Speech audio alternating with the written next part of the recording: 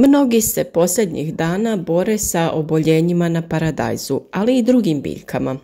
Neki su se već toliko razočarali pa su u potpunosti iskrčili nasad paradajza jer je oboljenje previše oštetilo biljke i nije im bilo pomoći. Sada mnogi očajno traže pomoć i rješenje kako da spase ono što je preostalo. Nažalost, većina se okreće hemijskim preparatima i vjerovatno ih koriste na nepravilan način, što će također ostaviti posljedice. Vremenski uslovi su bili takvi da su se na biljkama pojavila različita gljivična oboljenja. Ona su se manifestirala na listovima, stabljici i na plodovima. To je rezultiralo propadanjem listova, prvih plodova, a nažalost i cijelih stabljika paradajza. Biljke koje uzgajamo u zaštićenom prostoru, to jest u plasteniku, nisu zahvaćene ovakvim oboljenjima. Međutim, naš paradajz na otvorenom pretrpio je veliku štetu. Mnogo smo govorili o preventivnoj zaštiti biljaka, što je druga najvažnija stvar. Prvo je naravno pravilno uhranjena i jaka biljka. Iako smo odradili sve te korake, vremenski uslovi su bili izazovni i bolest je bila prejaka. U nekim godinama dovoljna je zaštita ekološkim preparatima, međutim u ovoj godini oni nisu bili dovoljni. Kod situacija koje su se sada pojavile, a to je velika zahvaćenost površine biljaka sa sporama gljivica, važno je ukloniti oboljele listove.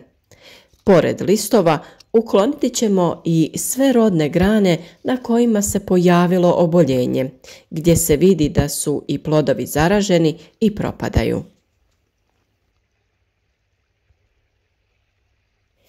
Ako se odlučite da liječite vaše biljke hemijskim preparatima, važno je da znate karencu svakog od njih.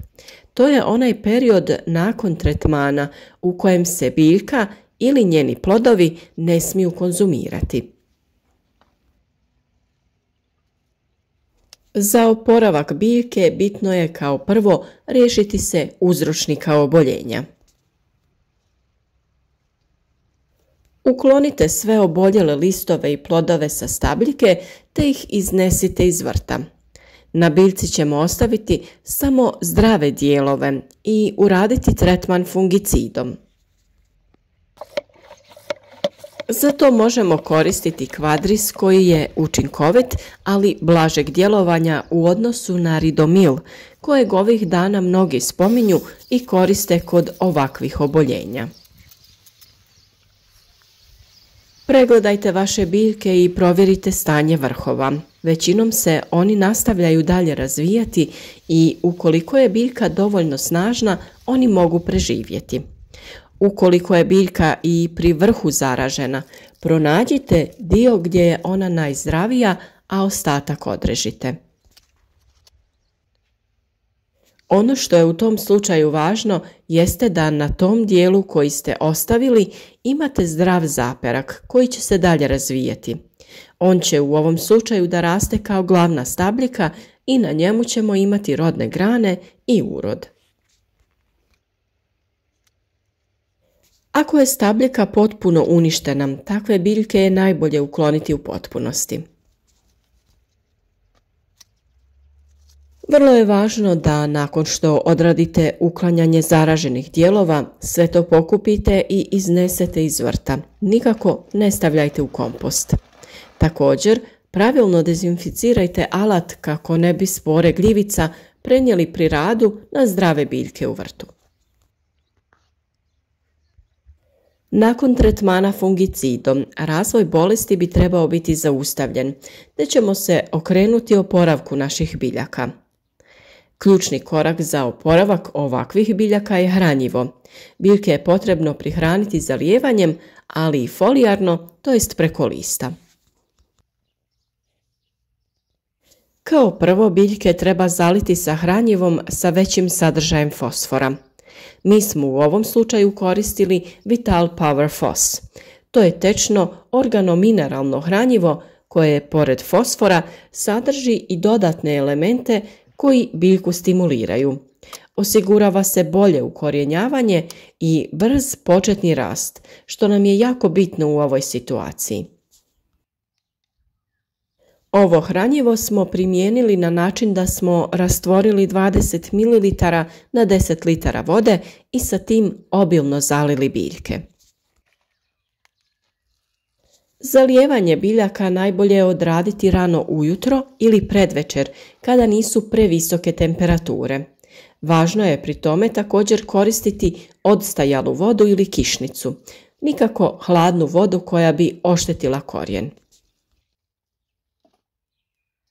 A zalijevanje ovim hranjivom ponoviti ćemo nakon 5 dana. Na ovaj način biljci će se oporaviti dijelovi biljke koji kroz nju provode hranjiva. Pored toga biljku ćemo prihraniti i folijarno, a za tu namjenu, a naročito u ovoj situaciji, koristiti ćemo aminokiseline. One su vrlo važne kod oporavka biljaka u stresnim situacijama. U ovom slučaju koristimo biostimulator zoberaminol, koji će našim biljkama dati dodatnu energiju i potaknuti ih na novi razvoj. On sadrži korisne aminokiseline te osigurava potrebne makronutrijente za razvoj biljaka i njihovu pravilnu stimulaciju. Koristimo ga tako što ćemo rastvoriti 20 ml ovog tečnog hranjiva na 10 litara vode. Sa tako pripremljenim hranjivom obilno poprskajte vaše biljke preko listova, to jest preko cijele stabljike. Za još bolji i učinkovitiji oporavak biljaka odradili smo poseban tretman sa sredstvom Vital Power Copper. To je jedinstvena i inovativna formulacija na bazi bakra i antioksidanasa prirodnog porijekla koji poboljšavaju apsorpciju i sustavno djelovanje bakra. Koristi se kao izvor bakra u trenucima kada usjev mora pojačati disanje i fotosintezu kako bi se povećao njegov razvoj i kako bi se potaknuli različiti mehanizmi prirodne samoobrane biljke. Ovo tečno hranjivo koristi se na način da se 20 ml doda u 10 litara vode, te sa tim hranjivom također obilno poprskaju biljke. Nakon što smo odradili sve ove korake, primjetan je napredak i oporavak biljaka. Listovi imaju lijepu zelenu boju i dalje se nesmetano razvijaju. Vjerujemo da se određene biljke mogu još uvijek spasiti, pa ukoliko nije previše loše stanje, svakako probajte na ovaj način da oporavite biljke u vašem vrtu. Ovakvu prihranu možete da koristite kroz cijelu sezonu uzgoja na svim biljkama u vašem vrtu.